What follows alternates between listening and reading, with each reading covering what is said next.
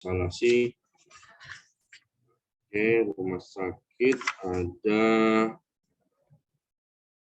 A sampai L gitu ya, A sampai L. Terus Anda diminta untuk menentukan gitu ya dengan membenchmark salah satu rumah sakit yang tingkat nilai efisiensinya paling tinggi, terus kita diminta mengurutkan gitu ya, mengurutkan mana yang rumah sakit yang paling efisien dari yang paling efisien sampai yang tidak efisien gitu ya, seperti itu ya. Untuk soal yang nomor 2 itu kita diminta juga mengukur gitu ya, menentukan mana-mana saja yang toko atau store yang paling efisien dengan melihat kombinasi antara ini ya, dua input untuk mencapai input gitu ya. Jadi seperti soalnya itu nomor yang mana nih? Kalau ini yang bobot tetap ya. Nah, nomor 2 yang ini ya. Dari tabel di bawah ini toko store manakah yang paling efisien? Ini kan kombinasi antara dua inputnya employee sama floor area dan satu output sale tingkat penjualan ya. Nanti kita coba hitung sama-sama ya. Mau nggak mau nanti harus bikin grafiknya ya, bikin sumbu X1 untuk employee-nya, X2-nya floor area gitu ya. Nah, nanti bentuknya kelihatan tuh bentuk perupanya. Seperti itu ya. Ada yang sudah mencoba menghubungkan titik-titiknya. Bentuk kurvanya apa? Bisa nebak? Prima udah bisa nebak nggak, Prima? Belum. Belum nyoba, Pak. Belum nyoba. Ya udah nanti kita coba sama-sama. Tapi kalau kita baca sekilas di sini kan ada sandingannya tuh. Nih sandingannya ya. Sandingannya kalau dia bentuknya itu kombinasi yang tadi dua input dan satu output gitu ya. Bentuknya akan seperti ini. Kita anggap kalau belajar lensa dulu kalau ngadep ke atas ini dia cekung. Betul, Prima? Ya, cekung ya. Nah, tapi kalau dia kombinasinya itu satu input tapi menghasilkan dua output, maka bentuknya akan seperti ini, cembung. Ya, cembung. Bisa nangkap ya? Nah, yang jadi permasalahan di soal UTS, Anda diminta menentukan titik-titik mana sajakah yang paling efisien. Ya, kalau soal yang nomor 2 di PPT kita, itu kan kombinasi dua input menghasilkan satu output. Titik-titik yang paling efisien adalah titik-titik terdekat ya. Titik-titik terdekat dari titik origin. Titik origin itu 0,0 gitu ya. Seperti itu. Jadi titik yang paling efisien adalah E, D, dan C gitu ya. Nah, sedangkan kalau kombinasinya dua output gitu ya, yang dihasilkan dari satu input, dia bentuknya adalah cembung. Nah, yang jadi permasalahan, mana titik-titik yang paling efisien kalau kombinasinya itu satu input menghasilkan dua output. Karena dia bentuknya cembung, dia kebalikan dari yang tadi. Titik yang paling efisien adalah titik terjauh, ya, titik terjauh dari titik origin 0,0. Jadi titik yang paling efisien adalah yang ini, 7, 6, 5, 2, gitu ya. Itu ya. Nah, jadi kita coba untuk yang soal nomor 2. Untuk soal yang nomor 1 itu di halaman berapa ya? Ada kalau nggak salah sih halaman setelah itu ya. Setelah itu ada kombinasi rumah sakit. Nah, nih ya, rumah sakit A sampai dengan L gitu ya. Kombinasinya adalah perbandingan bobotnya itu dokternya itu ya 5 ya. Sedangkan nurse-nya itu perawat 1 ya, dikasih bobot gitu ya. Terus untuk yang rawat ya, rawat jalan, outpatient-nya itu 1, dan inpatient-nya itu rawat inap itu 3. Nah, nanti kita harus hitung ya dengan menggunakan rumus ini untuk mengukur efisiensi ya. Jadi dapat nanti hitungannya ternyata yang A itu dia setelah dihitung efisiensinya itu 1,474 ya. 1,474 dihitung dengan rumus ini ya. U1 kali Y1 ditambah U2 dikali Y2. Nah, setelah itu dibagi dengan P1 kali X1 ditambah P2 dikali X2. Dapat 1,474. Nah, kita di pertemuan pertama sudah sempat bahas ya, nilai efisiensi itu kan berkisar dari 0 sampai dengan 1. Makin mendekati angka 1 makin efisien. Makin mendekati angka 0 akan makin tidak efisien gitu ya. Nah, terus kita juga sudah belajar tentang tolok ukur atau benchmark gitu ya. Dari sekian rumah sakit ini ya, ternyata yang dijadikan banding tinggi ya. Ini setelah kita cari ini ya, C, D, E, F, G sampai sekian itu ya. Nah, ternyata yang paling tinggi itu adalah yang kalau di soal UTS biasanya disebutkan gitu ya. Jadi misalnya rumah sakit A ini dijadikan benchmark jadi tolok ukurnya gitu ya, sebagai best practice yang paling efisien gitu ya. Maka kita konversi nilai efisiensi dia itu yang paling gede 1,474 dibagi 1,474 menghasilkan angka 1 gitu ya.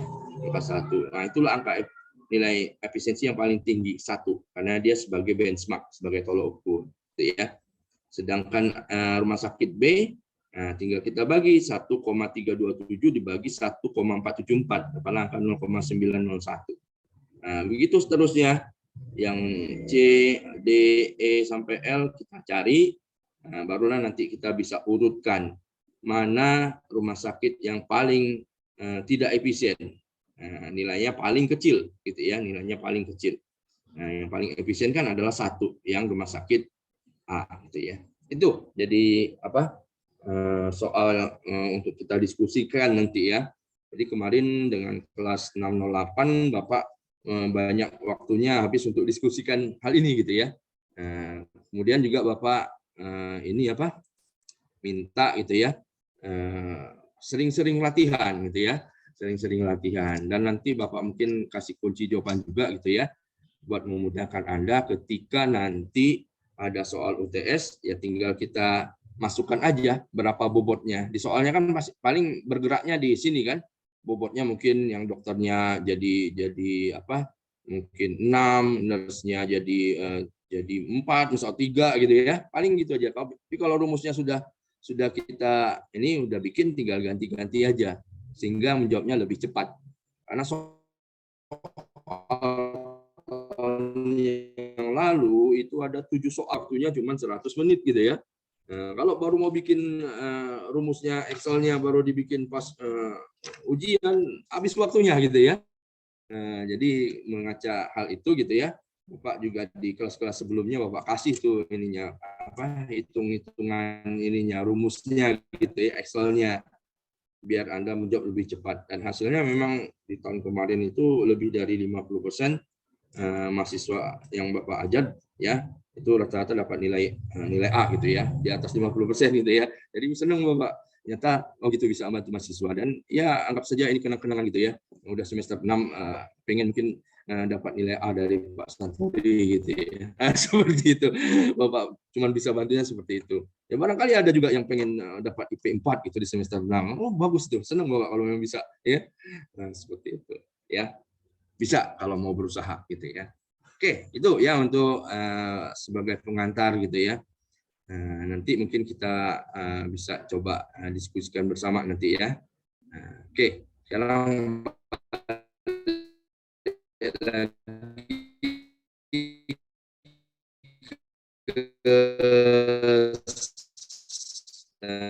PPT 20 halaman berapa? 24 ya. Udah komplit nggak Prima yang hadir? Udah 27 plus 1, 28. Kelihatan nggak di sini berapa jumlah yang hadir? Udah berapa? Kurang 1, Pak. Sudah? Belum? Belum, kurang Udah 1. berapa? Coba Bapak lihat dulu ya. Bapak kalau di stop ketahuan nih, 27 baru kurang 1 lagi ya. Kurang 1 lagi. Nanti kalau sudah 28, Prima kasih tahu Bapak biar Bapak pindahin slide-nya ke slide nomor 24 ini. Biar kelihatan deh. Kurang 1 ya, masih 27 ya. Oke, lanjut ya. Kurang 1. Ya udah nggak apa-apa, Pak. Misalnya gitu ya. Izin Pak, suara Bapak putus-putus. Oh ya Kak, Bapak matiin dulu kalau gitu videonya ya. Mungkin tidak stabil ininya ya, jaringan di tempat Bapak. Oke, makasih Bella. Kalau ini udah agak bagus nggak Bella? Kalau videonya Bapak matiin, sudah agak jelas kah? Mudah-mudahan jelas ya, Bella. Bella, jelas suara Bapak? Oke, mungkin sudah ya. Oke, kita masuk ke slide berikut ya. Oke, ini pengukuran kinerja. Ini kita D, pengukuran kinerja. Dan E nanti contoh perhitungan efisiensi anggaran ya. Baik, kemudian daya serap anggaran. Terus monip anggaran bagi penganggaran berbasis kinerja gitu ya. Adapun PBK sendiri itu mencakup 3 hal, ada planningnya, ada pengukurannya gitu ya, measuringnya gitu ya, ada juga monef kinerjanya seperti itu. Oke, pengukuran kinerja juga berkaitan erat dengan konsep efisiensi ya, efisiensi. Efisiensi itu kan kalau secara sederhana diukur dari output dibanding input. Nah, kalau di zaman Orde Baru dulu mungkin Anda agak asing kalau mendengar istilah efisiensi, itu diganti dengan berdaya guna gitu ya, berdaya guna. Sedangkan efektif itu diganti dengan kata berhasil guna. Zaman Pak Harto dulu sering digunakan itu, efisien dan efektif itu diganti dengan kata itu.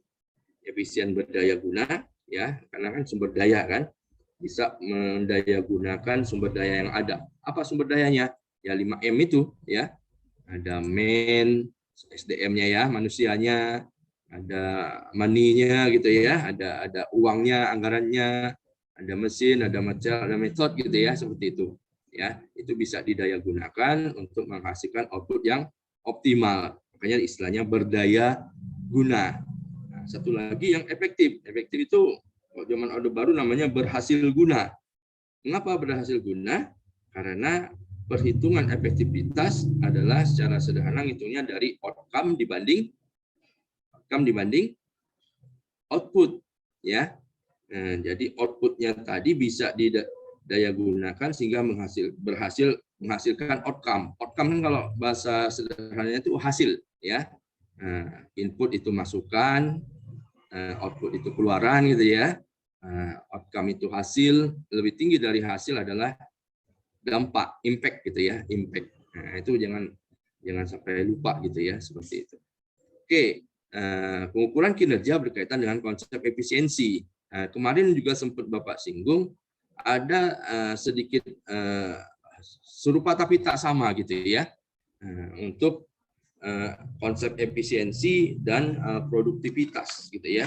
Mungkin masih ingat ya, di sini ada perbedaan antara efisiensi dan produktivitas gitu ya. Jadi kalau efisiensi itu dia lebih cenderung mengukur dari sisi cost-nya gitu ya. Sedangkan produktivitas ya itu dari yang M yang 5M yang lain gitu ya. Kalau yang efisiensi itu lebih ke money-nya, uangnya. Sedangkan produktivitas bisa dari sisi man-nya ya, dari SDM-nya, bisa dari mesin, dari material, dari metode segala macam gitu ya. Itu lebih ke produktivitas gitu ya. Ini dicontohkan ada petani di daerah A dapat menghasilkan output 5 ton beras dengan biaya 17,5 juta rupiah. Sedangkan petani di daerah B ini bisa menghasilkan output 5 ton beras dengan biaya 18 juta rupiah.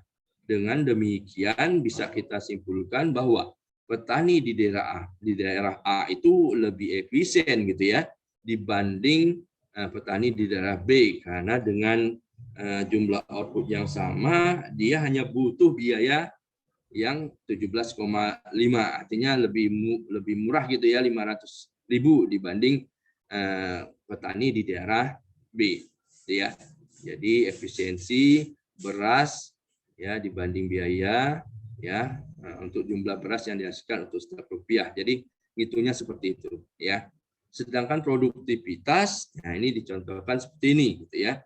Di daerah A pada input berupa lahan sawah seluas 1 hektar bisa menghasilkan output sebanyak 5 ton beras. Namun di daerah B pada lahan yang sama seluas 1 hektar bisa menghasilkan output 4,5 ton beras. Dengan demikian lahan di daerah A gitu ya.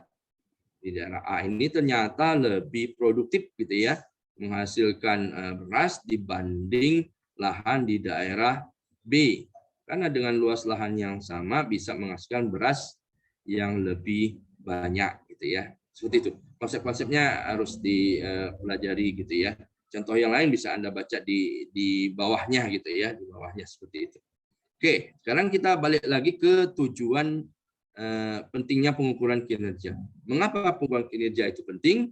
Nah, ini ada Amaratungga, Badri sama Sarsa 2000 tahun 2000 menyatakan bahwa pengukuran kinerja itu penting untuk memberikan arahan yang sangat dibutuhkan oleh manajemen untuk pengambilan keputusan, ya. Mungkin contoh nyata pengukuran kinerja dosen misalnya ya, yang paling mudah gitu ya, pengukuran kinerja dosen.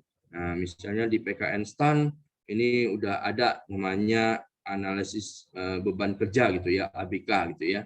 Ternyata di PKN STAN ini termasuk beban kerja dosen itu termasuk tinggi gitu ya, termasuk tinggi dibanding perguruan tinggi yang lain ya. Mengapa tinggi? Karena ada tugas tambahan yang dibebankan kepada dosen gitu ya oleh Menteri Keuangan. Terlebih sekarang ada dengan beralihnya beberapa peneliti di Badan Kebijakan Fiskal BKF yang masuk ke BRIN gitu ya, Badan Riset Inovasi Nasional ya, BRIN ya. Jadi peran-peran untuk bikin kajian itu beralih ke dosen gitu ya. Jadi beban dosen itu jadi lebih tinggi ya.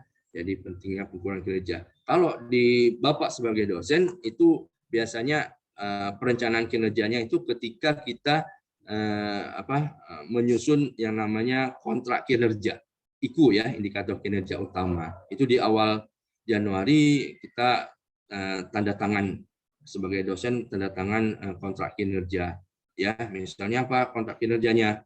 Ya kita mengajar minimal berapa sekian SKS, terus berapa penelitian ya. Nah, penelitian sekarang ditingkatkan, semula cuma 4 SKS jadi 6 SKS gitu ya. Terus ada juga harus bikin video pembelajaran gitu ya. Kalau dulu video pembelajaran harus bikin 4 dengan jumlah viewer minimal itu harus 750. Nah, sekarang ditingkatkan lagi. Nah, karena mungkin ada umpan balik ketika di tahun yang lalu banyak dosen yang bisa melampaui jumlah viewernya gitu ya. Akhirnya viewernya ditingkatkan lagi biar target kinerjanya menjadi lebih menantang. Kemarin juga di pengalaman basis kinerja kita pernah mengenal istilah SMART ya untuk penentuan target kinerja. Masih ingat kan? Bella masih ingat nggak Bella? SMART ada SMART itu S pertama spesifik gitu ya, M-nya measurable dapat diukur, A-nya achievable dapat dicapai, R-nya reliable, terus T-nya time bound artinya punya jangka waktu tertentu 1 tahun misalnya, seperti itu kontrak kinerja gitu ya. Achievable ini mungkin terkait dengan ini ya, harus target kinerja harus menantang gitu ya. Kalau memang tahun lalu sudah tercapai ya rata-rata IKU-nya hijau gitu ya, nah ini harus di-challenge lagi tantangannya, jumlah viewernya ditingkatkan lagi, atau jumlah video pembelajarannya harus ditambah lagi dari 4 mungkin jadi 5 seperti itu ya. Nah itu bagian dari pengambilan keputusan gitu ya, Tapi bisa juga kalau penelitian kemarin tuh banyak dosen yang merah, termasuk Bapak merah juga ya, ikut penelitian karena susah ya, kita kan berangkatnya dari praktisi gitu ya, disuruh menjadi akademisi yang jadi penyesuaiannya harus memerlukan extra effort lah seperti itu ya. Nah, tapi nggak tahu nih gara-gara peneliti di BKF banyak beralih ke BRIN, ternyata ikunya penelitian dosen bukannya berkurang ya, tapi malah ditambah lagi. Jadi 4 SKS menjadi 6 SKS, dan itu punya tantangan tersendiri gitu ya, seperti itu. Oke, terus pentingnya pengukuran kinerja juga disampaikan oleh Lebas 95, Lapi, Garcia Dixit ini tahun 2010. Dia menyampaikan bahwa pengukuran kinerja itu penting untuk memperluas peluang untuk meninjau fungsi masa lalu dan saat ini current ya, dan juga untuk mendapatkan strategi masa depan dalam pemenuhan tujuan strategisnya. Jadi kalau ada kata-kata strategis ini mesti horizon waktunya adalah jangka panjang gitu ya, minimal 5 tahun gitu ya, seperti itu. Kan mungkin Anda pernah dengar istilahnya dokumen Renstra, rencana strategis. Itu berapa tahun? 5 kan? 5 tahun kan? Renstra itu 5 tahun, seperti itu. Ya, ini pentingnya pengukuran kinerja. Selain untuk pengukuran kinerja dari dua pendapat ini gitu ya, ada juga pengukuran kinerja itu kalau Bappenas itu dia pokok pengennya semuanya harus terukur gitu ya, secara kuantitatif gitu ya.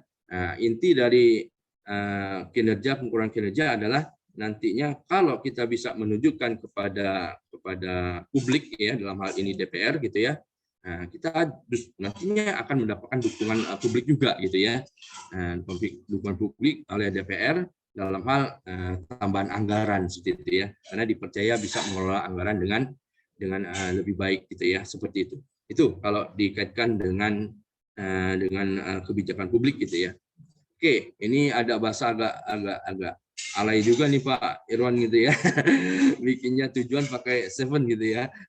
Agak alay sedikit. Enggak apa-apa ya.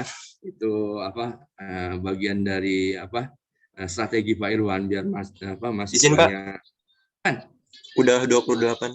Oke, sip. Ya, kita foto dulu ya. Nah, biar nanti nggak ribet si Prima ini ya. Foto aja Prima nggak apa ya. Ini Bapak bikin udah kali ya. Bapak hidupin dulu video Bapak kali ya, biar kelihatan ada dosen yang ngajar gitu. Oke, silakan Prima. Foto dulu ya. Ini aman. Ketutupan nggak? Sudah Pak. Sudah ya. Oke, makasih Prima ya. Oke, kita tadi sampai sini ya. Ada tujuan pengukuran ada bagian atas, ada bagian bawah gitu ya. Di sini dibedakan, yang bagian atas ada look back, ada look ahead gitu ya. Karena cakupan dia levelingnya itu lebih ini gitu ya. Levelingnya itu organisasi gitu ya. Terus kalau yang bawah compensate sama motivate ini dia posisi di bawah piramida gitu ya, karena tujuannya itu lebih mengukur ke kinerja individu gitu ya. Kalau yang bagian atas look back sama look ahead ini dia mengukur levelnya itu organisasi ya. Ini Anda bisa baca sendiri ya. Pengukuran kinerja, proses untuk mengkuantifikasi kinerja. Terdapat 7 ya tujuan yang menurut Mayer 2002 ya. Pengukuran kinerja ada look back, look ahead, compensate, motivate ya, roll up, cascade down sama compare. Anda bisa baca sendiri gitu ya. Itu kira-kira ya. Tapi dikaitkan dengan dosen juga begitu ya. Ada kalau misalnya hasil ini monitoring pengukuran kinerjanya gitu ya, monitor kinerja, ternyata suatu dosen gitu ya dapat penilaian dia kinerjanya baik sekali. Nah, ini ada kompensasinya gitu ya. Ada kompensasinya. Sama nanti kalau Anda udah kerja juga seperti itu ya, ada kompensasinya. Kalau dia kinerjanya baik sekali, dia bisa dapat insentif tahunannya 3 kali tukin bulanan. Kalau baik, dia dapat 2 kali tukin bulanannya. Kalau cukup, paling cuma 1 kali saja tukin bulanannya. Kalau kurang gimana? Kalau kurang, ya nggak dapat apa-apa gitu ya, seperti itu. Nah, ini memotivasi gitu ya, memotivasi si pegawai gitu untuk mencapai kinerja yang terbaik, yang optimal, baik sekali gitu ya.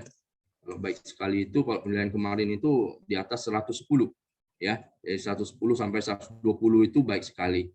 Kalau 80 sampai berapa kemarin sampai 110 itu masih cakupannya masih baik ya.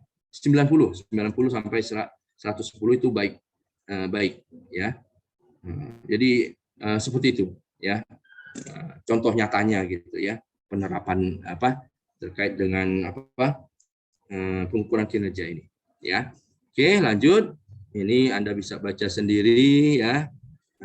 Ini sekarang bentuk atau jenis ukuran kinerja ya. Ini ada output produce ya, output yang dihasilkan ya. Terus ada efisiensi, cara mengukurnya output dibanding cost, produktivitas, cara mengukurnya output dibanding input, tapi yang input yang bukan dari sisi cost-nya, dari sisi money-nya gitu ya. Input yang lain, kan ada 5M tadi ya. Terus ada policy goal achieve gitu ya. Ada outcome antara gitu ya. Ada juga outcome akhir gitu ya. Terus dari sisi efektivitas ada contribution of the output to the desired outcome gitu ya, intermediate atau final gitu ya. Dan satu lagi ada cost effectiveness gitu ya, membandingkan outcome dengan cost ya. Nah, ini bisa Anda baca lebih detail di artikel atau laporan ditulis oleh OECD ya tahun 2007. Mudah-mudahan nanti Bapak ketemu ininya artikelnya. Sebenarnya Bapak sempat download gitu ya. Nanti mungkin bisa di share dan kita pelajari bersama. Ada note di sini catatan ya. Input itu dapat berupa biaya ya. Tadi yang money-nya tadi ya, bisa juga lahan, bisa tenaga kerja, ya. Kalau dihitungnya itu apa biasanya kalau kinerja produktivitas kinerja per jamnya berapa gitu ya, man hours-nya gitu ya, bisa ketahuan. Mesin, peralatan, material bahan, efisiensi terkait dengan input berupa biaya, sedang produktivitas dia terkait input yang non biaya, bisa lahan, tenaga kerja, mesin, peralatan, material bahan dan lain-lain seperti itu ya. Nah, ini tadi sudah sampaikan, Anda bisa baca sendiri. Sekarang kita masuk ke contoh pengukuran efisiensi ya. Nah, ini ada mengukur efisiensi pada single input dan single output. Ini agak lebih sederhana gitu ya. Artinya satu input dan satu output.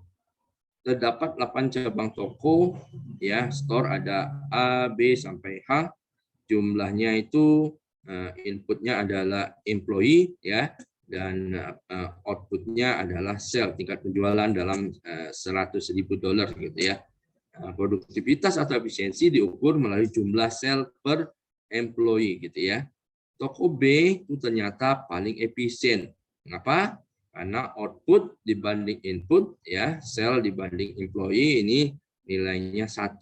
Nah, kita sudah belajar konsep efisiensi, nilai paling tingginya adalah 1 gitu ya. Nah, semakin mendekati angka 1 semakin efisien, sedangkan semakin mendekati angka 0 dia semakin tidak efisien. Ternyata setelah kita lihat sel dibagi employees ya, ini yang paling rendah adalah toko F karena nilainya 0,4 nilai efisiensinya. Paling tinggi adalah toko B dengan efisiensi sebesar 1 gitu ya. Ini secara sederhana seperti itu ya. Apabila kita gambarkan ke dalam grafik gitu ya, salesnya sumbu Y vertikal gitu ya, employee-nya sumbu datar gitu horizontal, maka bentuknya seperti ini ya. titik yang paling optimal angkanya 1, tadi kombinasi dari selnya 3 dan sumbu X-nya itu inputnya 3. Pas berada di titik B. Nah, titik origin 0,0 ditarik ke titik B, ini akan membentuk namanya garis frontier. Inilah namanya efisiensi frontier gitu ya, efisiensi frontier. Ini seperti kita mempelajari pengukuran efisiensi dengan menggunakan DEA, data envelopment analysis. Nah, ini S-nya harusnya diganti ini ya, analisis gitu ya. Ini masih analisis gitu ya. S-nya kelebihan ya. Analisis ya pokoknya ini ya. Nanti diganti itu ya, analisis. Gimana tuh? Analisis, benar ya? Nulisnya gimana analisis? Ada yang sudah dapat analisis, bukan gitu nulisnya ya? Coba ada yang ini kayaknya typo mungkin ya. Bahasa Inggrisnya analisis. Ya, pakai T ya. Analisis. Betul kah? Ada yang sempat ini? Ya mungkin nanti dibenerin aja lah ya. Dia ya. Oke, itu jadi titik-titik yang paling efisien yang pas berada di garis efisiensi frontier tadi di titik B gitu ya. Nah, kalau dulu mungkin Anda pernah belajar gitu kalau belajar di SMA dulu kita ada mengenal namanya gradien ya. Pernah dengar Prima? Gradien ya. Nah, slope lah gitu kalau bahasa Inggrisnya, kemiringan ya. Kemiringan. Garis yang kemiringan atau slope garis yang menghubungkan setiap titik ke titik asal berhubungan dengan jumlah sel dan per employee. Titik B punya kemiringan paling tinggi gitu ya. Garis tersebut disebut dengan efisiensi frontier gitu ya. Garis frontier ini menunjukkan toko yang memiliki kinerja terbaik ya, dengan membandingkan tingkat efisiensi dengan toko yang lain ya. Ini konsep dia. Dia kalau nggak salah kemarin ada yang parametrik dan non parametrik gitu ya. Kalau nggak salah di pertemuan pertama kita sudah sempat bahas, tapi mungkin karena kehabisan waktu kemarin kita nggak sampai mendalami yang C itu ya, pengukuran efisiensi. Di situ ada pengukurannya, ada yang namanya parametrik gitu ya, ada parametrik dan satu lagi pendekatan non parametrik gitu ya. Mungkin kalau nggak salah ada bentuk tabelnya seperti ini. Nah ini ya. Nah, yang dikenal itu untuk parametrik, pendekatan parametrik itu biasanya menggunakan SFA, stochastic frontier analysis gitu ya. Sedangkan untuk yang non parametrik ya ini menggunakan DEA, biasanya menggunakan DEA, data envelopment analysis gitu ya, seperti itu. Itu ya. Terus kita masuk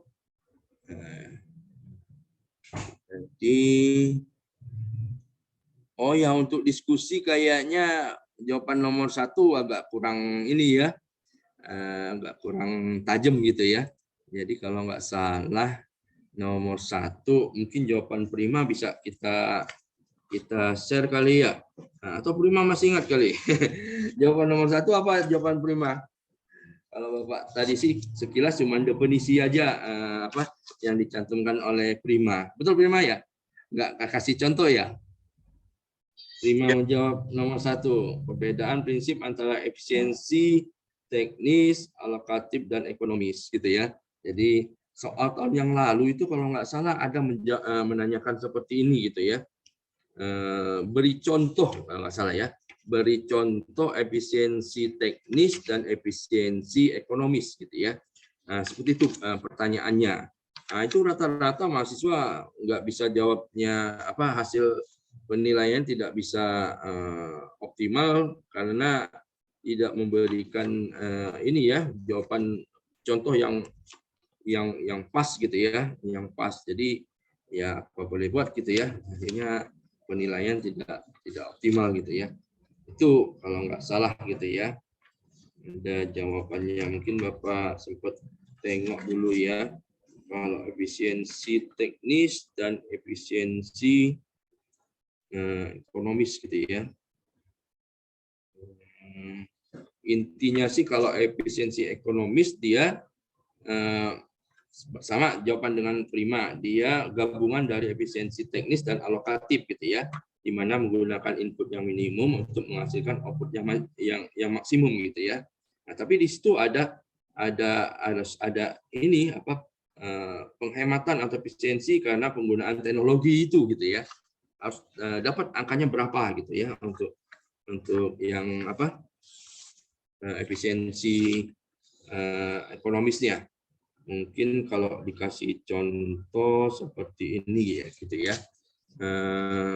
Efisiensi teknis. Nah, efisiensi teknis itu kita kaitkan dengan penggunaan teknologi itu akan membuat dia akan lebih efisien ya.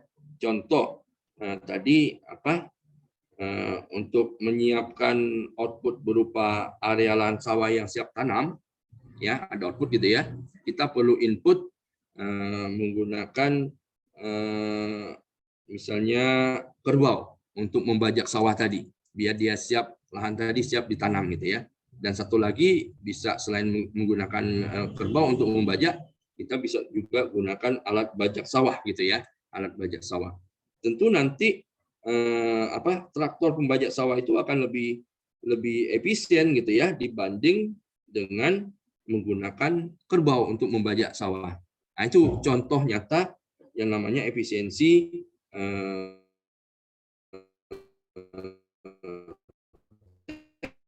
teknis gitu ya. Nah, contoh kita singgung tentang penjahit gitu ya. Nah, penjahit mungkin dia butuh peralatan berupa mesin jahit manual dan mesin jahit listrik. Tentu mesin jahit listrik akan lebih efisien dibanding menggunakan mesin jahit manual. Itu contoh yang kedua. Contoh yang lain mungkin juga kalau misalnya tukang gitu ya, tukang bangun gedung pendidikan ini ya, gedung rektorat Frankenstein gitu ya, ada yang menggunakan cangkul untuk mengaduk semen gitu ya. Ada juga yang menggunakan molen, mobil yang untuk ngaduk semen. Nah, kalau di Frankenstein udah pakai itu ya. Nah, tentu akan lebih efisien kalau dia menggunakan mobil molen tadi yang bisa mengaduk semen dengan kecepatan tertentu akan lebih cepat gitu ya. Nah, seperti itu. Itu contoh-contoh nyatanya yang efisiensi teknis. Nah, sekarang bagaimana dengan efisiensi ekonomi ya? Nah, efisiensi ekonomi. Efisiensi ekonomi ini perlu mengaitkan antara efisiensi teknis dan alokatif ke dalam nilai rupiah. Artinya harus ada berapa yang yang dihemat gitu ya, seperti itu. Misalnya contoh yang mesin jahit tadi mungkin ya, mesin jahit listrik ini bisa menghasilkan 5 baju dalam 1 jam. Tapi si mesin jahit manual hanya bisa mampu menghasilkan 3 baju dalam 1 jam. Jika nilai 1 baju itu harganya 50.000, maka secara nilai rupiah bisa kita hitung gitu ya. Yang kalau mesin jahit cuma dapat 3 baju, artinya 3 kali 50, 150.000 gitu ya. Terus kalau yang mesin jahit listrik dapat 5 dikali 50.000 dapat 250.000. Ada penghematan gitu ya, efisiensi sebesar 250.000 dikurangi 150.000 dapat efisiensi sebesar 100.000 kalau kita menggunakan mesin jahit listrik dibanding mesin jahit manual. Nah, itu contoh-contohnya. Jadi kalau ngasih contoh gitu ya, seperti itu contohnya gitu ya. Bisa ya, Prima ya, nangkep ya, Kamila? Bisa ya. Jadi bukan cuma definisi aja. Kalau definisi saja kayaknya nilainya nggak bisa Bapak kasih 100 untuk nilai diskusinya gitu ya. Kalau cuma ngasih definisi. Tapi kalau bisa ngasih contoh Nah, itu akan nilainya lebih optimal lagi, ya. Oke. Sampai di sini ada pertanyaan? Oh, analisis. Iya benar tadi ya. Analisis. Ya, Kamila ya. Oke, nanti dibenerin lah Kamila ya. Mungkin typo Pak Irwannya gitu ya. Nah, oke, kita lanjut. Yang untuk pertanyaan yang 2, 3 nggak usah deh ya, Bapak cek lagi. Nanti langsung kasih nilai lah di LMS-nya gitu ya. Biar apa? Anda apa? Izin Pak, Ya, silakan. Bella. mau mastiin berarti efisien frontier itu tadi Oh ya, efisiensi gradiennya frontier. selalu satu. Gradiennya selalu Nah. satu, slopnya selalu satu ya Pak?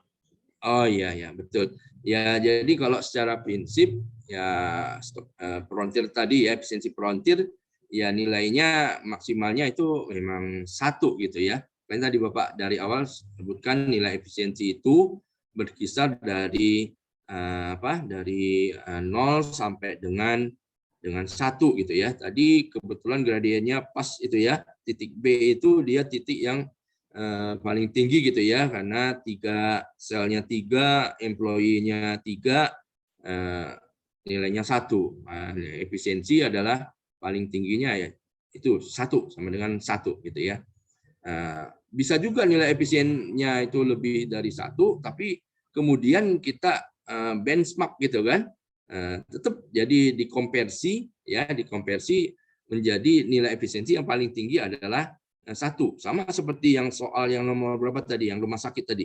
Ada kan perhitungannya 1,474 gitu ya tadi ya. 1,474 ya ini ya. Nah, setelah dihitung kan.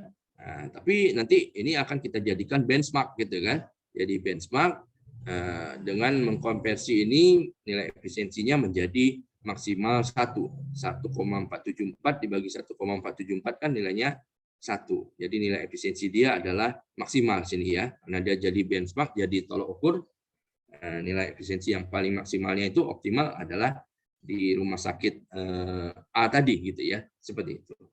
Bisa nangkap Bella? Bisa Pak, terima kasih Ya. Pak. Oke, lanjut ya. Pak, Tadi maaf. ada. Masih yang Bella lagi Pak, yang Oh, Bella lagi. Yang mana Bella?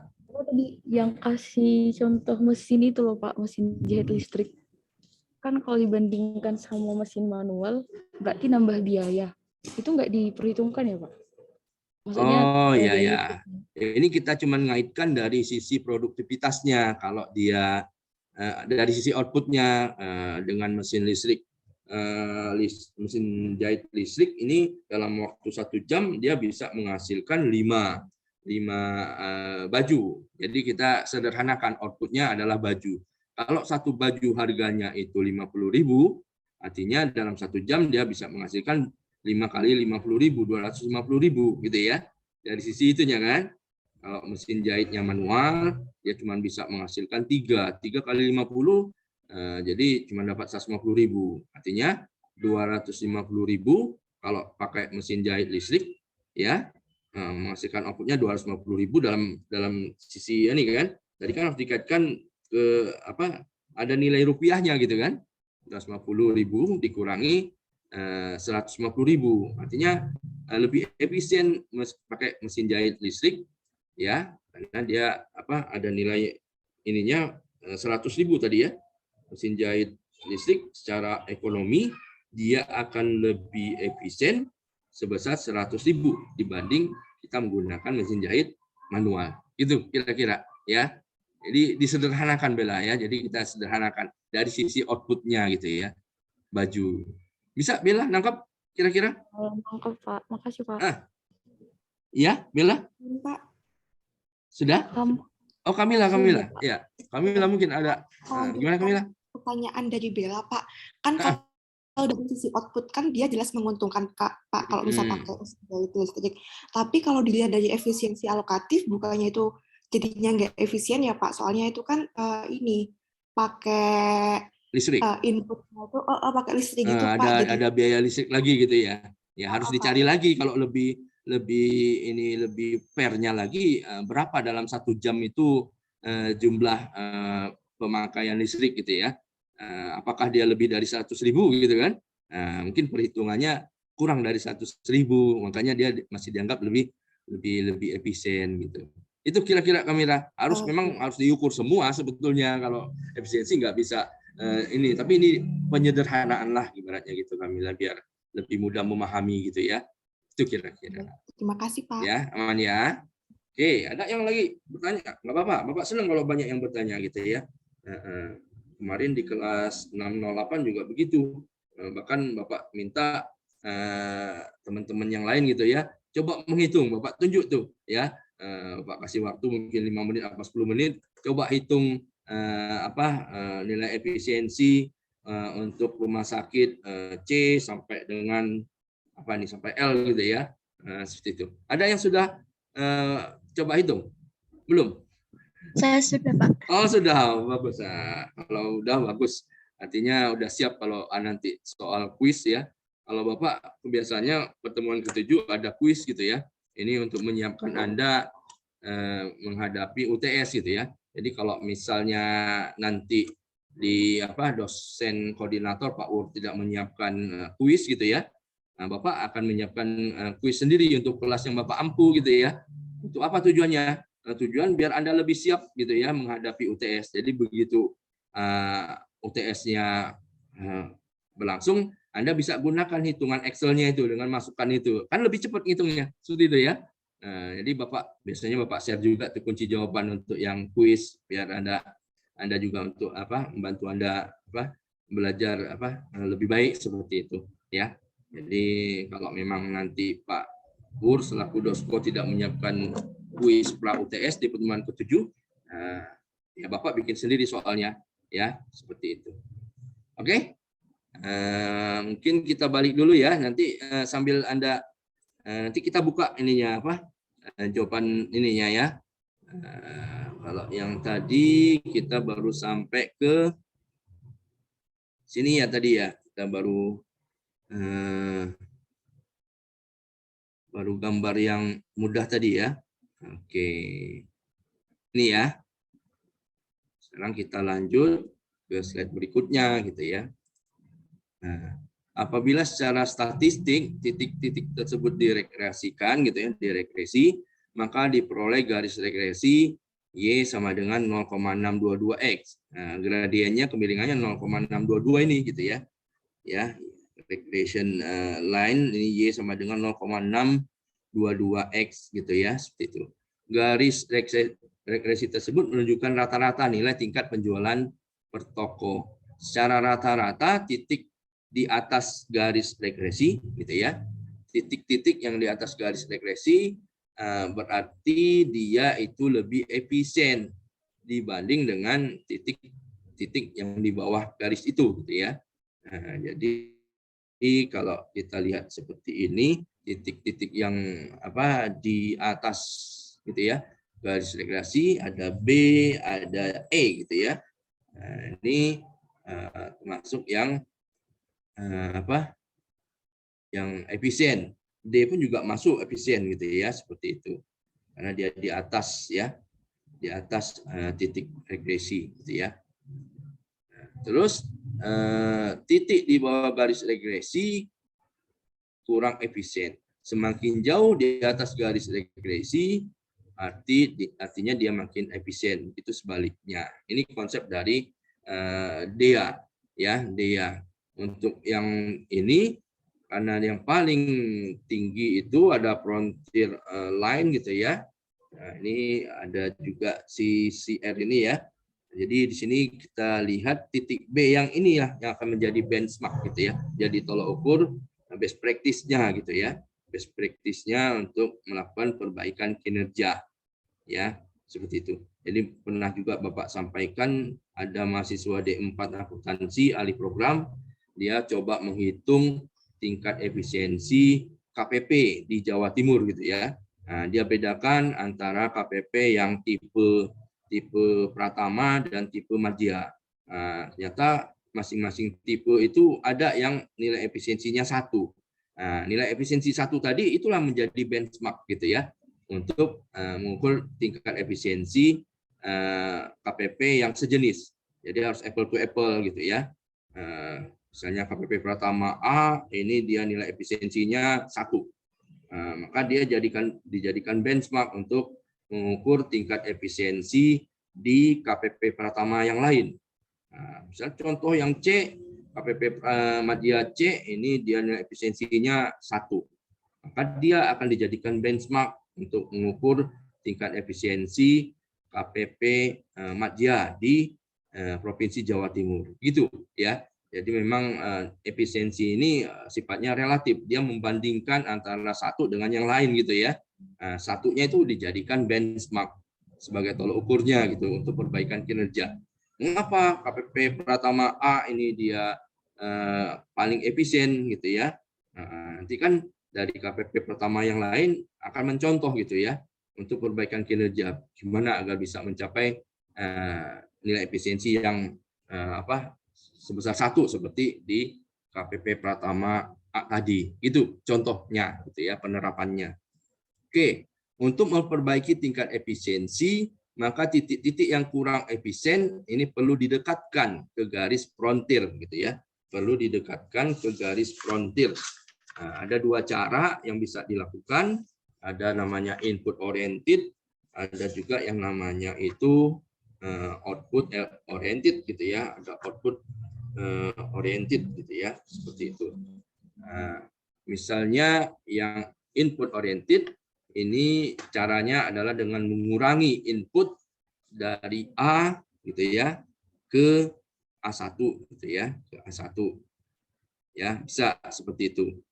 Tapi tetap menjaga jumlah outputnya itu tetap gitu ya, dengan outputnya tetap seperti itu ya. Jadi outputnya tetap 1, tapi inputnya, employee-nya itu dari 2 ke 1 digeser gitu ya. Kurang satu satuan lah seperti itu ya. Seperti itu. Ada juga cara yang kedua, ini yang namanya output oriented ya, output oriented. Seperti itu ya.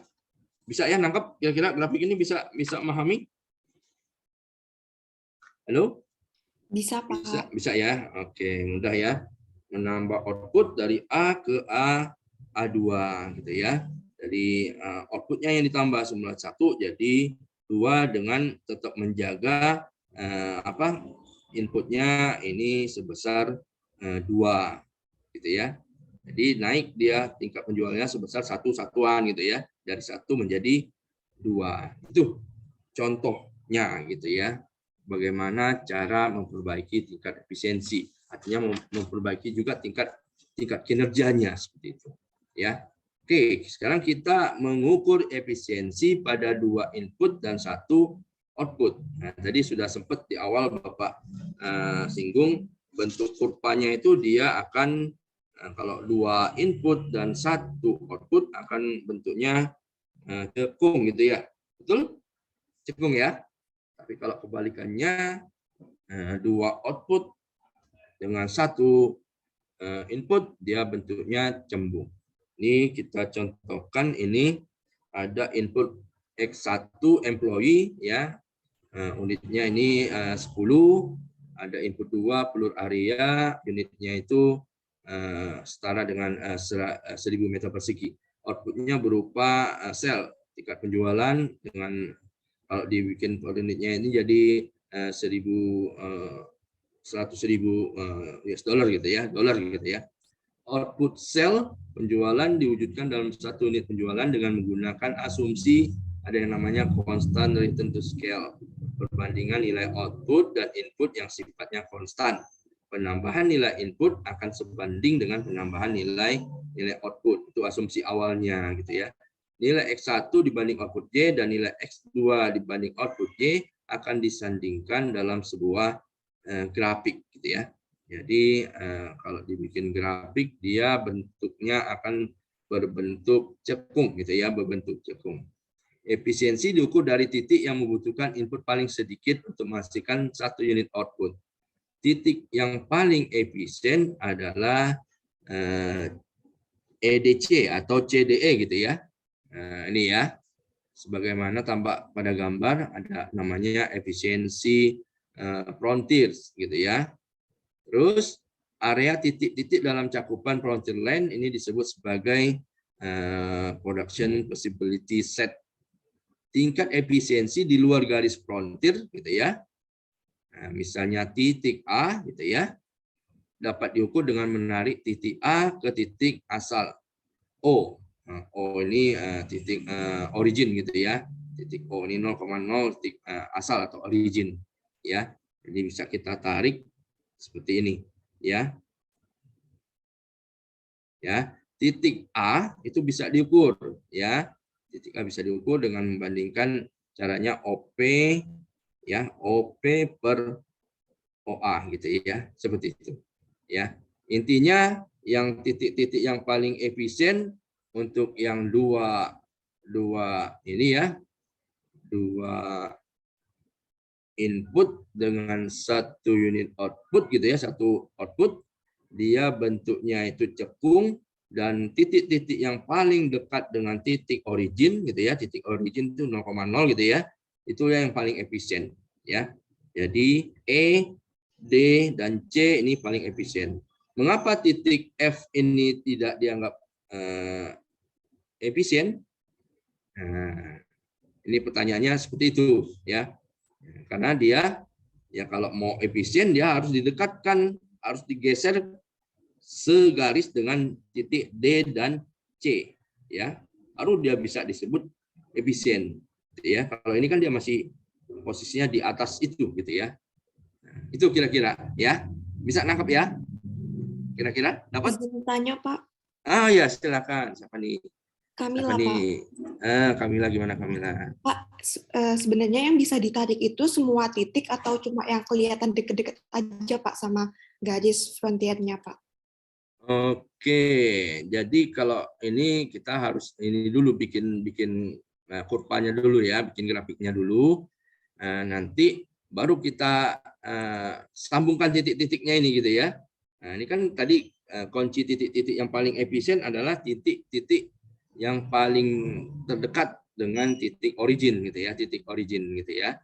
Nah, ini kan sebenarnya titik A, G, B segala macam ini kan setelah kita ini kan kita masukin ini kan, yang sumbu bawahnya itu sumbu mendatarnya X1, sumbu mungkin sumbu ininya kalau kita gambarkan nanti dia akan berbentuk seperti itu, gitu ya. Nah, ini mungkin area per cell, ini employee per cell, gitu ya. Nah, jadi bentuknya akan seperti ini titik-titik. Kuncinya kalau untuk yang dua input dengan satu output, dia bentuknya nanti akan bentuk cekung, gitu ya, bentuk cekung. Artinya dia menghadap ke atas, gitu ya, menghadap ke atas, ya. Nah, titik-titik yang terdekat dengan origin inilah yang masuk titik-titik yang paling efisien. Nah, terus mungkin kalau ada pertanyaan, mengapa titik F atau titik A ini tidak termasuk ke titik yang paling efisien, gitu ya? Karena dia berada agak jauh, gitu ya, dibanding titik origin. Kalau dia mau A-nya itu titik A ini jadi efisien, dia harus digeser menjadi A Ansen, gitu ya. Dia harus sejajar garisnya dengan segaris dengan garis sepanjang garis E dan D ini, harus digeser dia seperti itu. Itu mungkin jawaban Bapak, gitu. Gimana, mungkin belum puas, mudah-mudahan. Gimana Kamila? Maksud saya, apakah nanti semua titik yang ada di luar garis ECD itu bisa ditarik semua menjadi efisien gitu, Pak? Kalau kayak gitu memungkinkan atau enggak ya, Pak? Bisa aja. Secara teori, secara konsep bisa, gitu ya.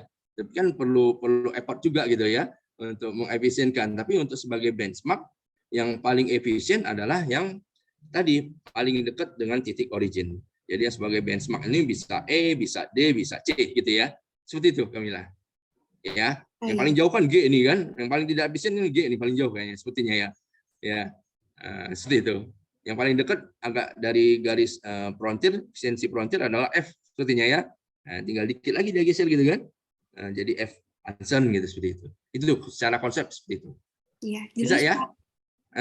Bisa ya? Jelas, Pak. Terima kasih. Oke, sama-sama. Lanjut ya. Oke, tingkat efisiensi titik A ini tergantung dari kombinasi D dan E karena titik P berada pada garis yang menghubungkan D dan E gitu ya. Nah, yaitu intinya dia harus menggesernya sepanjang garis inilah gitu ya. Nah, intinya gitu ya. Oke, secara sederhana seperti itu. Nah, sekarang kita balik ke kebalikannya. Ada apa? Satu input yang bisa menghasilkan dua output gitu ya. Nah, ini contoh sebuah toko gitu ya.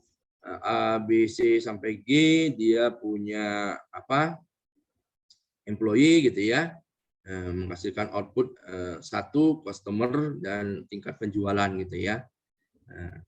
Input employee diwujudkan dalam satu unit pegawai dengan menggunakan asumsi constant return to scale gitu ya. Nah, ini jumlah customer ini unit sama dengan 10, jumlah sel unit 100.000 dolar untuk setiap employee gitu ya. Nah, ini kebalikannya, gambarnya nanti akan berbentuk cembung gitu ya, cembung. Jadi kalau ada juga bilangnya menghadap ke bawah gitu ya. Kalau tadi cekung menghadap ke atas gitu ya. Tapi mudahnya sih bilangnya cembung dan cekung kali ya. Gimana? Sepakat nggak dengan istilah itu? Cembung dan cekung. Mudah-mudahan lebih familiar gitu ya.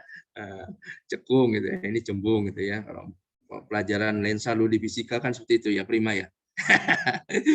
Udah lama nih Bapak SMA tahun 95 lulusnya. Luar biasa. Anda belum lahir jangan-jangan. Iya kayaknya tahun 2000-an nih apa lahirnya ya, Prima ya. Seperti itu ya. Jadi bentuknya sama seperti ini. Nah, kebalikan yang tadi, titik yang paling efisien untuk yang dia apa tadi satu input bisa menghasilkan dua output. Titik yang terjauh dari titik origin yang paling efisien ya. Jadi titik yang paling efisien adalah ini B, E, F dan G gitu ya. Itu ya. Oke. Nah, mungkin itu sederhananya ya. Nah, sekarang kita coba sandingkan hasilnya seperti ini gitu ya. Ini cekung, ini cembung gitu ya. Nah, sekarang coba hitung yang tadi ya. Contoh soal UTS tahun yang lalu ini sepertinya keluar terus gitu ya. Cuman bobotnya aja diganti-ganti nih bobotnya ya, bobotnya ya. Oke, tadi yang udah selesai ngitung siapa tadi? Bapak lupa tadi namanya. Yang untuk yang F berapa nilainya? Udah dapatkah? Nanti, Pak. Mm-mm. Yang yang C ya, rumah sakit C dapatnya berapa? 0,774. 0,774. Yang atasnya hitungan U1 Y1 tambah ininya 1,140 ya. Ya, 1,140 gitu ya. Oke, betul. Oke, terus Citra udah dapat gitu nggak? Yang D, Citra berapa yang D-nya? Belum, Pak, saya belum. Coba hitung sama-sama hitung ya. Oh belum, mungkin ada yang udah selesai? Yang sudah, Pak. D berapa nilainya? Ya siapa? Fadilah dulu mungkin. Fadilah berapa? Yang D, Pak. Yang D, rumah sakit D berapa dapatnya? Yang atasnya 1,3069. Iya. Yang bawahnya 0,887. Oke, betul ya. Nah, tadi siapa lagi yang sudah selesai setelah Fadilah Sani? Kamila, Pak. Kamila berapa yang E? Yang E yang atas 1,090, yang bawah 0,739, Pak. Oke, bilangnya 0 jangan kosong gitu ya. 0, ya gitu. Sering orang bilangnya 0 pakai kosong gitu ya. Nggak ada bilangan kosong gitu ya. 0 gitu ya. Ya. Oke, betul ya. Nah, lanjut. Yang udah selesai siapa? Fadilah sudah, Kamila sudah. Nah, siapa yang sudah selesai? Nomor yang rumah sakit apa kita sekarang udah nyampe F ya? Yang E kan tadi sudah. Yang F sudah ada selesai? Citra sudah? Belum? Oh, Noval kayaknya. Noval ya. Sudah? Yang rumah sakit F berapa dapatnya? Noval? Yang atas 0,943, Pak. Oke. Yang bawahnya 0,640. Oke, 0,640. Oke, betul. Yang rumah sakit G Ada yang udah selesai? Berapa dapat? Kalau manual itunya lama ya. Tapi kalau udah Excel-nya dapat, wah tinggal di copy paste aja rumusnya gitu ya. Dapat gitu. Ada yang sudah selesai? Yang kita udah sampai berapa tadi? F ya, sekarang G ya. Iqbal?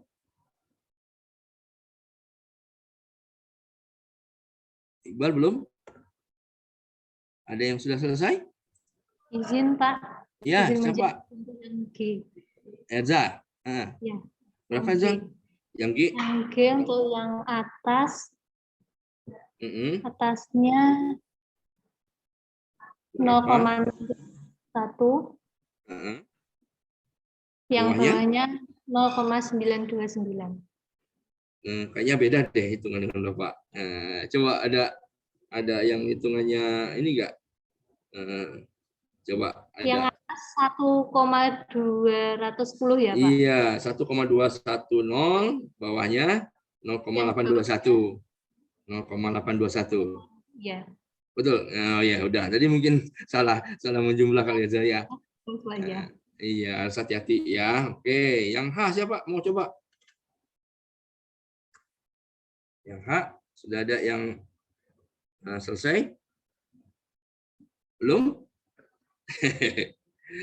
Coba ada yang udah selesai nggak? Belum? Saya Pak coba. Citra, berapa Citra coba? Yang H. Yang H saya dapatnya yang atas 1,086 ya Pak. Yang Iya betul, bawahnya. Setelah dibagi bawahnya 1,474 dapat 0,7337.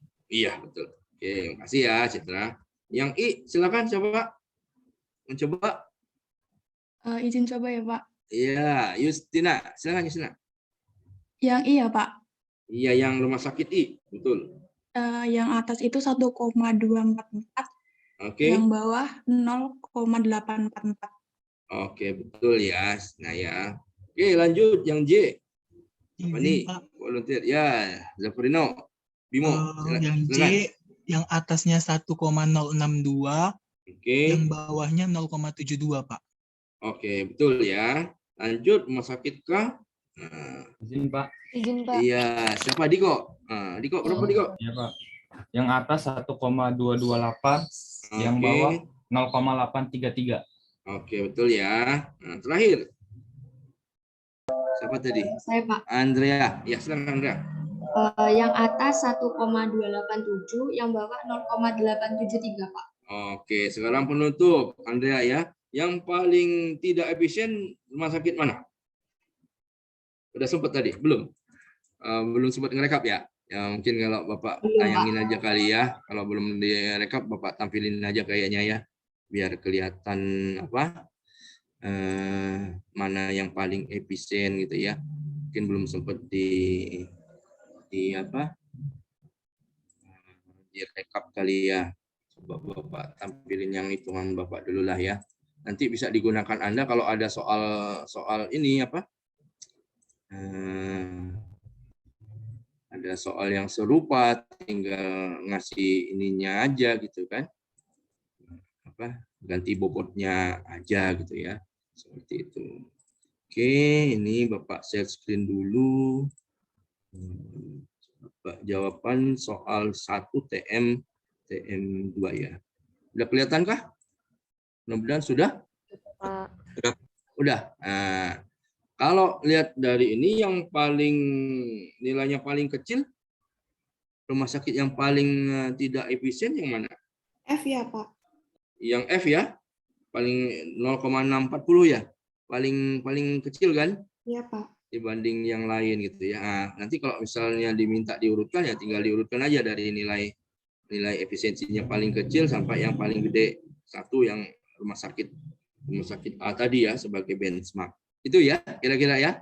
Ini mungkin Bapak share aja ke Anda biar nanti kalau ada soal, nah, mungkin rencananya Bapak mau bikin diskusi 2 ya, soal diskusi 2. Mungkin Bapak mau ini ambil soalnya itu dari soal UTS yang tahun lalu gitu ya. Jadi biar persiapan Anda menghadapi nanti kuis atau UTS, paling enggak rumus-rumusnya kan sudah ada, tinggal ganti-ganti aja ini kan, berapa bobotnya kan, akan lebih cepat gitu ya dalam mengerjakan soal kuis atau soal UTS seperti itu. Ya, Bapak share aja mungkin biar membantu Anda gitu ya, membantu Anda untuk penyelesaian diskusi 2 nanti atau kuis atau UTS. Ya, mudah-mudahan nanti udah Bapak share ke grup ya. Oke. Sekarang kita tutup dulu ini ya. Sekarang kita balik lagi, kita masih punya soal 2 gitu ya, soal 2. Oke. Mungkin untuk kayaknya perlu waktu kali ya bikin tabelnya gitu ya. Bikin tabel terus Anda hubungkan, tapi intinya kalau dia itu inputnya ada 2, sedangkan outputnya 1, dia bentuknya cekung ya. Nah, coba di titik-titik ini dibuat ya. Bapak kasih waktu 10 menit atau 5 menit lah gitu ya. Bapak mau ke portal akademik dulu ya. Nanti kalau sudah selesai Bapak ini, si Prima udah dikirim nggak Prima ininya? Prima screenshotnya tadi Prima? Sudah ya? Di grup, Pak. Oke, udah di grup ya. Oke. Ya, Bapak tinggal dulu ya. Silakan dikerjakan dulu ya. Nanti bentuk grafiknya akan seperti ini ya. 2 input dan 1 output. Pertanyaannya adalah mana tokoh yang paling efisien gitu ya. Artinya dia posisi garisnya itu terdekat dari titik origin ya, dari titik 0,0. Ya, bisa ya gambarannya. Nah, coba nanti di titik-titiknya dihubungkan dulu ya. Nanti ketahuan yang paling efisien itu yang mana saja. Bapak kasih waktu 10 menit ya. Bapak mau ke portal akademik dulu. Silakan dikerjakan ya. Oke. Ya. Oke. Ya, lagi progres ya, betul. Share screen, jawaban Dama, kelas nomor 9. Sudah kelihatankah? Sudah, mudah-mudahan. Dama sudah kelihatan? Sudah, Pak. Untuk sudah. Oke, ini Dama udah coba ya bikin grafiknya gitu ya. Ada titik-titiknya sudah terhubung. Ya, tadi kuncinya ada di kalau 2 input dengan 1 output gitu ya, dia akan berbentuk cekung. Bentuk cekung. Artinya titik-titik yang terdekat dengan titik origin gitu ya, yang terluar gitu ya, itu akan menjadi titik-titik yang paling efisien gitu ya. Nah, menurut Dama yang paling efisien yang mana nih Dama? Mungkin GAFC, Pak. D gimana? G? Mungkin GAFC. GAF C. D. Apa C, tadi? Pak. Yang Hah? C. Itu C saja. yang ujung. Hah? C. Ada berapa titik? Coba di ini. 4, Pak. 4. GAFC. GAF C. GAFC. D. Hah? Gimana? GAF GAFC, Pak. C. GAFC gitu. Oke, Ya, mungkin Pak. ada yang berpendapat berbeda. Makasih Dama, udah paling enggak sudah ada gambaran gitu ya. Karena tadi kan kita untuk konsep yang 2 input dengan 1 output dia berbentuk cekung. Mengapa kok H nggak masuk Dama? Bisa kira-kira menjelaskan? H masuk nggak tadi? Enggak ya? GAC gitu, GAFC gitu ya? 4 titiknya ya? Betul? Itu nanti ke F-nya turun ya, Pak? Ke C-nya turun ya, Pak? Gimana kalau... Tapi kalau di sini GAF ke H-nya itu putus, nggak anu juga gitu ya. Jadi kalau kemarin itu di soal UTS itu seperti ini juga, tapi mahasiswa agak bingung, ada yang menyebutkannya 6 titik gitu ya, ada yang 5 titik, ada yang 4 titik gitu ya. Kalau ini gitu ya, kalau yang menurut konsep yang titik-titik yang paling efisien itu sebenarnya ada 5. Ada 5. Sudah bisa nangkap. GAF-nya betul. C masuk nggak? Mungkin yang lain bisa bantu. Pak ya? GAF gimana, Dama? HC. Hah? GAF HC ya Pak ya? Iya, yang betul itu. GAF HC. Ada beberapa mahasiswa menjawab titik D ini juga katanya titik-titik yang paling efisien, tapi ternyata titik D ini tidak gitu ya. Tidak termasuk titik-titik yang efisien. Jadi kalau kita garis lagi ya, GAFHC yang betul ya. D titik D tidak termasuk ke titik-titik yang efisien. Bagaimana caranya kalau kita ingin titik D itu menjadi efisien? Ya, dan dia tepat berada di sepanjang garis FH yang di depannya. Ya, baru bisa dia disebut sebagai efisien kalau dia garisnya itu udah bergeser tepat sepanjang garis FH ini, gitu ya. Bisa nangkep ya? Yang lain-lain teman-teman gimana? Bisa ya? Jadi titiknya ada 5 nih yang paling efisien. D tidak termasuk.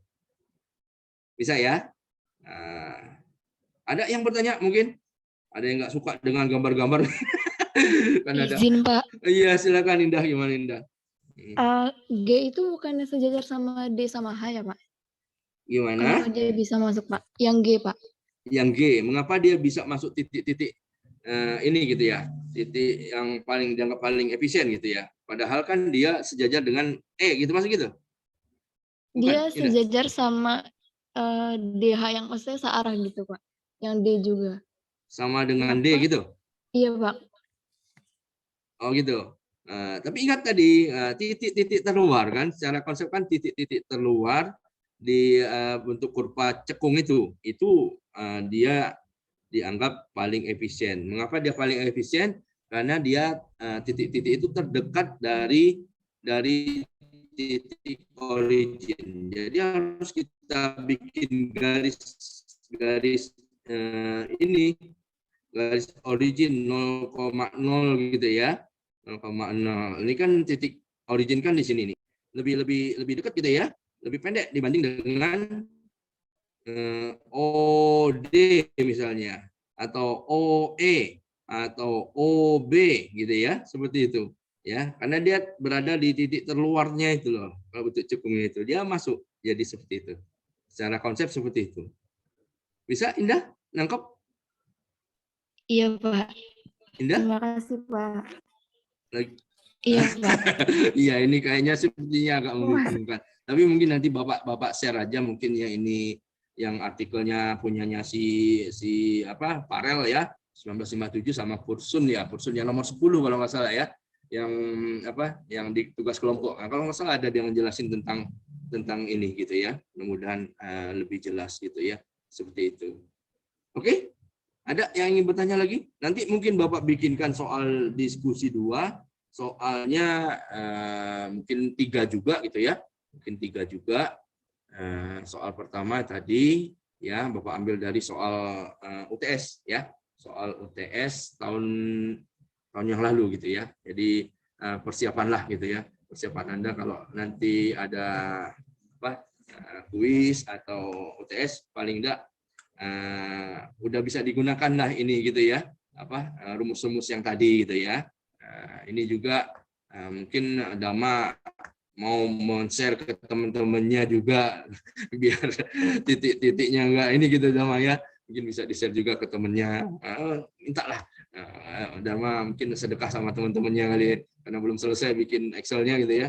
Dama udah selesai paling enggak titik-titiknya tinggal diganti-ganti aja. Untuk title-nya kan udah otomatis Dama ya. Yang penting input dulu A, B, C, D-nya, employee, plural alias sama itunya ya. Betul Dama ya? Kalau di Excel-nya kan? Iya, titik-titiknya kan udah langsung kelihatan nanti kan. Udah. Ya, nanti Prima bisa atau PIC-nya bisa. Iqbal ya, PIC-nya ya. Bapak kebalik-balik, si Dewi itu PIC-nya kelas 608 rupanya. Tadi Bapak cari-cari nama Dewi untuk co-host nggak ada. Oh, ternyata Iqbal sini PIC-nya. Lupa Bapak ya. Maklumlah faktor U ya. Mahasiswa S3 ini udah agak linglung-linglung juga gitu ya. Kebanyakan tugas jadi ya seperti itulah. Oke, ada yang ingin bertanya kah untuk materi kita hari ini? Mudah-mudahan ini ya bisa memahami. Karena Pak yakin soal di TM2 ini banyak ya dikeluarkan di UTS gitu ya. Dan Pak Dosko kita, Pak Ur, kecenderungannya beliau tuh suka dengan grafik-grafik gitu ya. Kalau Pak Irwan suka dengan angka-angka gitu ya.